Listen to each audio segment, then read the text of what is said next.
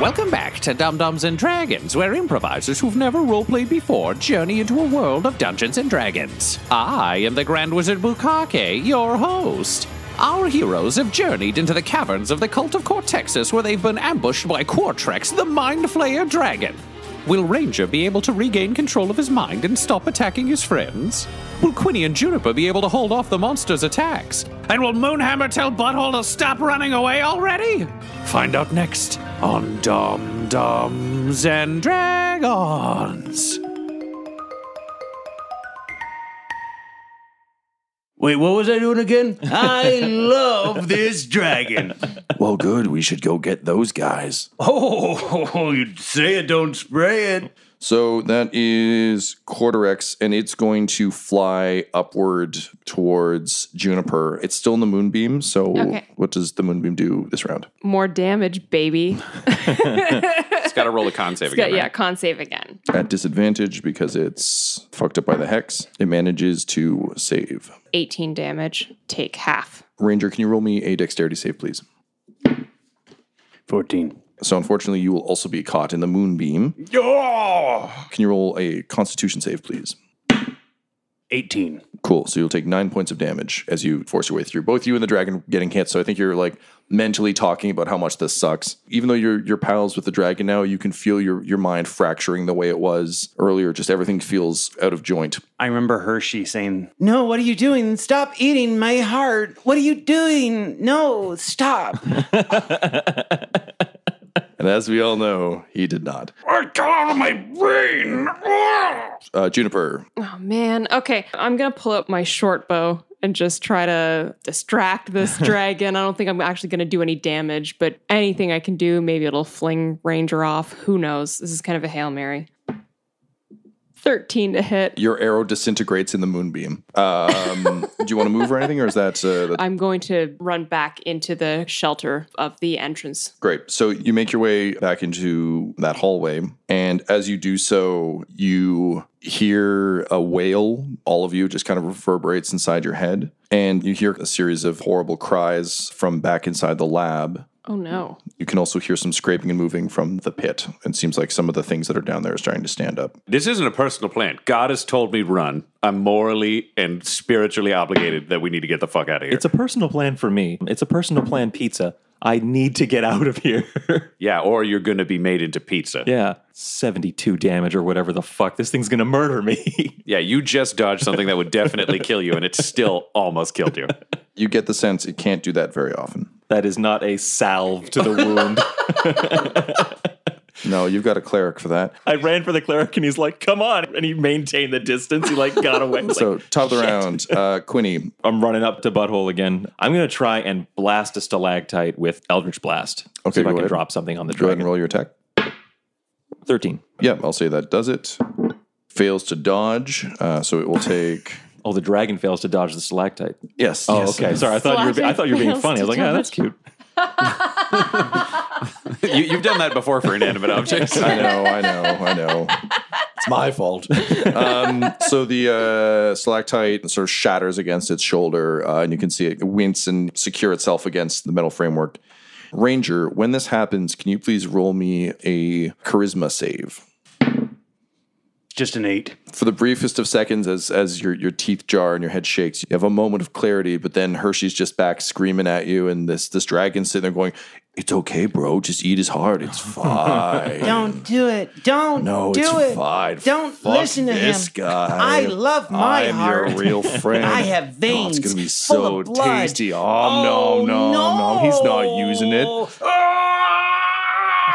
I know what I must do now. So, Ranger, you're on the dragon's back. You're struggling through. I give you a freebie for that hit against the dragon. What would you like to do? Are you going to try and regain control of your senses? Are you going to try and fight your way through? What would you like to do? I'm going to try and regain my senses once more. Excellent. How would you like to do that? You can roll a charisma save, you can roll a wisdom save, or you can spend some stress and tell me a thing that you think would somehow make you regain your senses, because I like Ranger stories. I'll do a stress test. Okay, go ahead.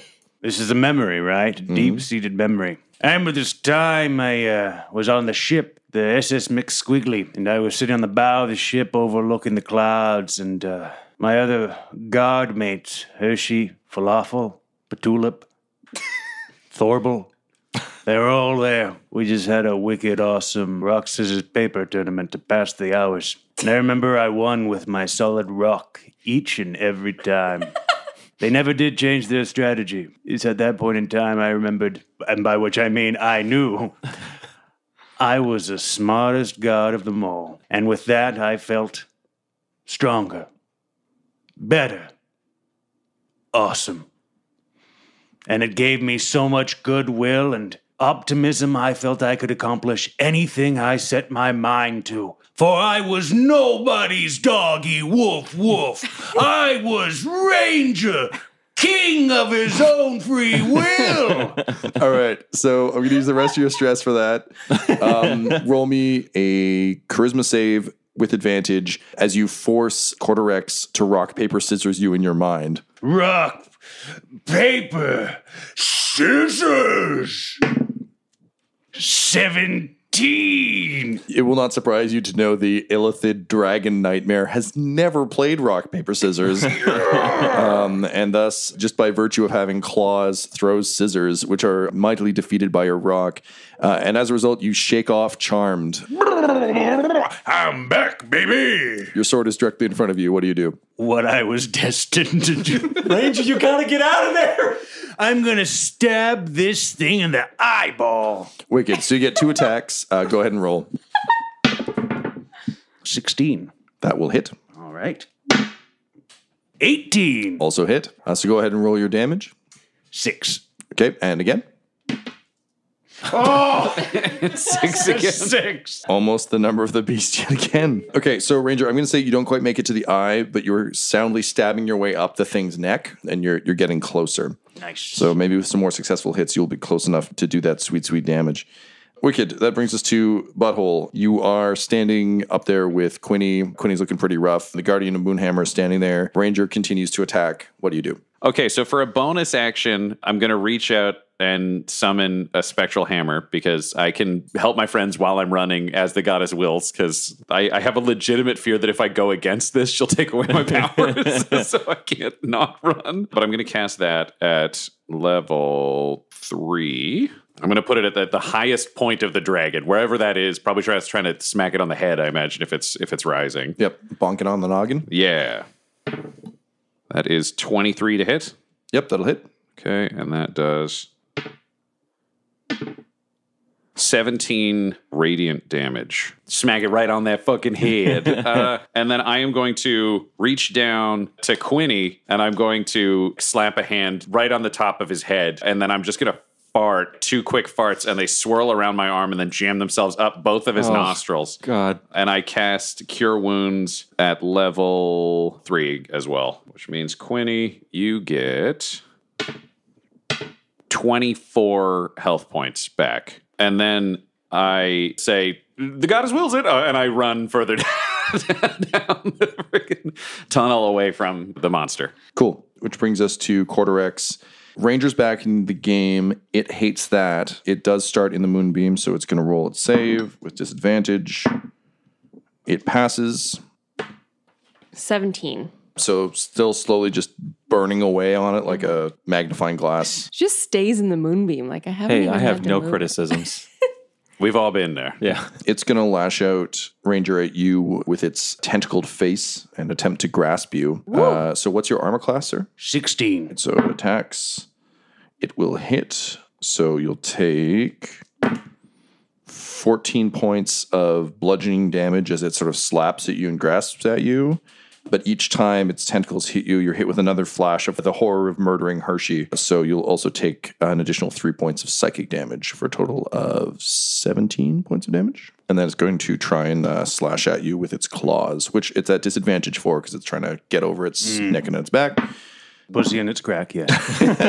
Yes, that is the horrifying song playing in your head constantly. It'll miss with the first one, and it will miss with the second one. You feel lucky to be on its back and not in front of its face. And then it will lurch up to where you are, which sets off the Spectral Guardian. Yes, so it needs to pass a Dex save DC 16. It does not. Okay, it takes 20 radiant damage as the Moonhammer Guardian punches the shit out of it as it passes. That hurts it a lot. and let me know if it passes within 10 feet of her again. If it starts its turn within 10 feet of her, I assume it just keeps punching.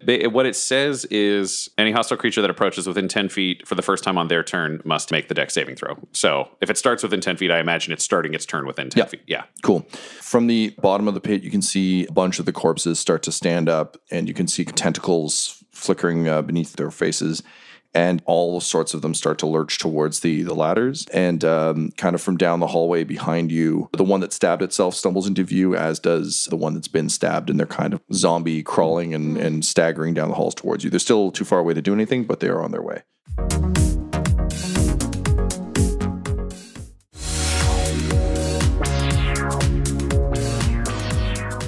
Which brings us to Juniper. I'm kind of limited with what I can do because I'm keeping this moonbeam going. So I will attempt to cast Channel Divinity. I will try to turn the faithless and get these beings running in the other direction so we can have a clear path out. Awesome. So they need to make a wisdom saving throw. They do not. All right. They're going to run away or turn away. So they're like zombies shuffling with their tentacles and shit down the hall.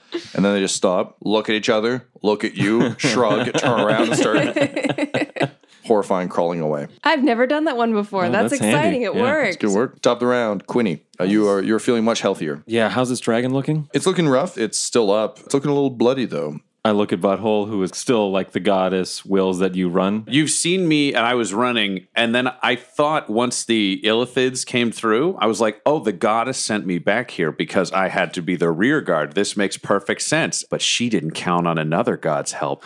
My purpose has been fulfilled. And you just watch me like dig my heels in, at which point I crunch a bunch more goo. The Avengers theme starts playing. Yeah, like I turn back around, and now I'm ready to fight because I've had my new sign from the goddess. Okay, yeah, Quinny just sneers. He's just like, all right then. And he just goes running out the first level doorway, and he's going to try and stab into the dragon and land on the dragon. Just for those of you listening at home, this is our second rain of fire we're getting today. Yeah. Can you roll me an acrobatics check, please? That one, but I'm lucky, so we'll re-roll that for a 13. You leap out, you've got your blade in your hand, your cloak is flying epically behind you. You dodge a moonbeam as you go, which throws you off a little bit, but to your horror, you miss, and you just see infinite distance beneath you, when all of a sudden, there's a tug on your cloak, and to your legitimate horror, Ranger has got your cloak, which swings you around into a lower part of the dragon. Oh my God. Go ahead and roll your attack. Just remember you will injure your life. God damn, all right. I'm going to remember this. Ranger will remember this. 21. That will definitely hit. Nice. Okay, because Ranger is on top of the target. Yes, you can have your fucking advantage. Goody. I'm going to say the advantage in this case is that you're swinging in like a pendulum of stabbing. So many dice, Tyler. Fucking dragon, I'll fucking kill you. I swear to God. 24 plus 4, 28 damage. The dragon screams in horror as you found its one weakness, friendship. Ranger, you've just assisted the little boy. He did a bunch of damage, and you just hear in the back of your head, it's Hershey going, "It's okay, I can help you now." And you feel yourself powered up with new might. It's over 9,000! So your hair spikes up into the air, and what's the name of the spell you're going to use? I call this little dish Hershey's Kiss. Amazing. What does Hershey's Kiss do? Basically, it imparts all my love into the blade. Excellent. And then I lay a nice wet smack on this mother dragon's face Do it up. as I plummet my sword through its eyeball. Go ahead. I'll give you advantage because Hershey loves you, despite you killing him. 29. That will hit. 22 in total. All right, so that was your first attack. Go ahead with your second. Does Hershey's Kiss apply to both? Yeah, it applies to his full attack round. 13 plus 11, that equals 24. That will hit. 31. With all the love you have for Hershey, you drive the blade down into the dragon's eye. You can feel it resisting, but eventually the blade slips through. Shh, go to sleep. Go to sleep. Go to sleep. And you hear Corterex growl, I have never slept. I hope it will be nice. And then the blade pierces its brain, and the mighty dragon begins to fall. Hey, dragon, who's a louser now? It's a callback. It's a callback. I remembered that. Quinny, can you roll me an acrobatics check, please? Yeah.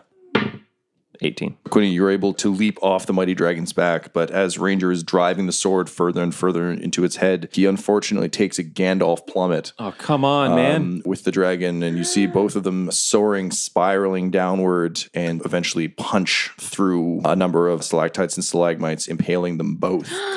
So you quickly, rapidly hurry down into the water to find the dragon fully impaled and Ranger's body desperately broken and shattered. Am I on a stalactite? Yes. I'm spinning around it. I'm spinning around the stalagmite. Yeah, okay? it's pretty disco Oh, God. and pretty great, but his body is damaged beyond help. Beyond help. You can see that the light in his eyes is starting to go out. What do you do? I pat him down for his potions of greater healing. One is shattered, but there's one that's still intact. I unstopper the bottle, and I guess we don't want him to heal with a stalagmite around him, so I'm gonna try and lift him off of it. The dragon is on top of him. Oh, for fuck. He's spinning around. Oh. Butthole, what do you do? Okay, this is ugly, but I could fix it with magic. Because he's right on the middle, right? He's spinning, yes. He's spinning, and I stop him from spinning. So it's like hand on an armpit. Okay, can you roll me a strength check? Sure. Yeah, 21. So you do stop him. Ranger, what are you singing as the light begins to fade out?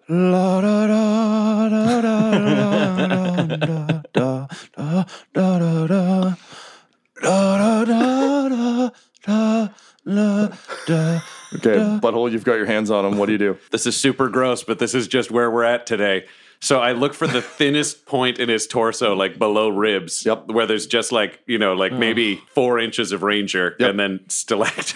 Stalagmite. Whatever there's a rock in him. That's all I know. I'm not a fancy guy. And I just hold him there and I'm like, sorry, bud. And I want to hammer through that part of his body so I can pull him off of it. Okay, you succeed. It's gruesome, but it happens. Great. I pull him off and then I lay him down and I just start like squish his body back together. And I'm like, guys, this is going to be real awkward, but we got to wait for him to die before I can do anything. What are you talking about? Just shut up. And I just like look at him and I'm like, you can go. There's going to be a waiting room. Just let it happen. 'Cause I compare you to a kiss from Hershey. Oh, Quinny, can you roll me a check, please? It's 12. You seem to recall seeing repair instruments up in the lab. Should we wait for him to die and bring him up to like operate on him? yeah. Oh, there it is. All right, let's get him. Yeah, we'll go up to the room. Okay, so I throw him over Goblin Jr. over my shoulders. So it's actually like me, it's Goblin Jr., and then it's just the interior of Ranger's body over his own. And I assume you're kind of like magically keeping it somewhat intact? Or? Yeah. Like I'm focusing on kind of, and actually like Goblin Jr.'s helping because he's like holding parts of Ranger in place. So that like the other side of the body, I made sure that it was like I took the shittiest part. So he's still in relatively one piece. So I've got him and we're bringing him up. We carry him up the ladders and shit, and we go into the room and we go back up. And then I'm hoping that chair is like a dentist chair, like Sweeney Todd. It is like a Sweeney Todd. Yeah, so I like kick that fucker flat, and we put him down, and I'm like, okay, we got to put this dead part against this dead part, and just like make him go. So, This is like Operation, the board game. and we have that skill level, but luckily that's all this needs. So Quinny's working. I reach into my pocket and take out. I have all of Mojo's scalpels and tools that we took there. So we're just doing a fucking hack job of just stitching the middle part of him back into a hole. I'm going to say several vital parts were destroyed in the fall. You can try and stitch them back together, but there's not a whole Ranger to be had. His body is pretty messy. Are you going to do to him what you did to me? Are we taking other pieces? Do you want him alive or do you just... No, I'm not giving you that choice. You don't fucking like him. And I'm like, Juniper, find me the best looking fucking body parts you can out of All any right, of these. and I owe him I one, just I'll start find like something. hacking apart so the Juniper- most fresh looking Yeah, bodies. so Juniper, you start hacking apart gnomes. They don't look great. And then as you're searching, you find a full mind flare. Oh yes. Okay, I just do basically the autopsy cut and just open him. Okay. And we like do that next to the body, so we're like, what looks similar? We're like, this Anything? fits here and this fits here, sort of. Great. So it's a bunch of alien parts inside an elf body. Yep, feeling lucky. Yeah. Okay, so I've got a persona with very nimble fingers if we need this. good. You're going to be my assistant on All right. this. So now that Ranger's body has been like cannibal back together, and I'm like, dear God, let all the toxins he ate make this work. So Ranger, you find yourself in a waiting room, and Christopher Morose is playing on the speakers. But it's like a Muzak version yeah, of it. absolutely. And around you, there's just nothing but books. And for a second, you're like, you don't know how to read, but then you remember, fucking yeah, you do. Thanks for teaching me. And what book do you pick up? Where's Waldo?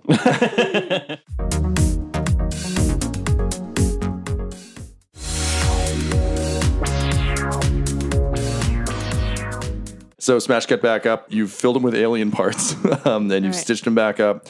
What do you do? I look over him and I say, I know everything's been a real rush, but it's time for us to slow some shit down. Juniper, you got that flute? Oh, I always have my flute. Okay, I need inspirational music. It's got to be like an hour, so we need something simple that you can just loop, because I need a nice rhythmic pattern for me to focus. Quinny, what kind of music would speak to his spirit?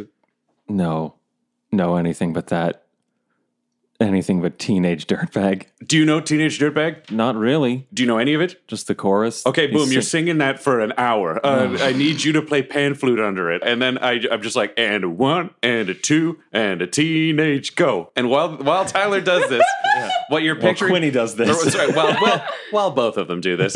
Picture butthole breathing in and out, and I'm farting, and it's going up the ass of the corpse and then coming back out the mouth, and I'm inhaling it so that I'm actually starting to pump my life energy through Ranger's body is like Love pump the heart and farts, all baby. that. Yeah. So start the song, Quinny. It's time. I can't remember how it starts, but then I start to hear Ranger's voice in my head, and the song starts to come to me as I hear him, and I start to kind of get into it. Her name is Noelle. I had a dream about her. Got gym class in half an hour. Oh, how he rocks. In kids and tube socks. But she doesn't know who I am. Snarf, snarf, And she snarf. doesn't give a damn about me.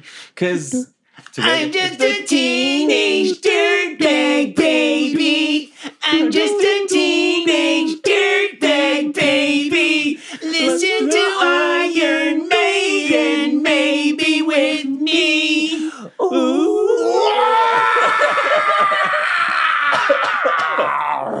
Ranger, you sit straight up, and part of your face explodes with tentacles. Oh, shit. Your fingers get longer, and your body slowly fuses together, and you've never felt more like a half-elf, half-ithalid dirtbag in your life. Quinny like takes a sort of like, holy shit, goddamn, kill it! Oh my God! 8 dicks! 8 dicks! Yeah! And so with that, Ranger has been saved, sort of. Ranger, now in a slightly altered form, is now free to continue the search for Alan with his new incredibly wide-reaching psychic powers. He's got access to some places and some fields you don't. However, given what he did aboard the McSquiggly, he'll never be allowed to set foot back on the ship, so he'll have to continue his search on his own. So once again, you find yourself having to bid farewell to Ranger as he continues the quest for Alan. What do you all say to him as he goes? I stole this from you, and I owe you one because you saved my life back there on the dragon. So I give him back the potion of greater healing. Wow.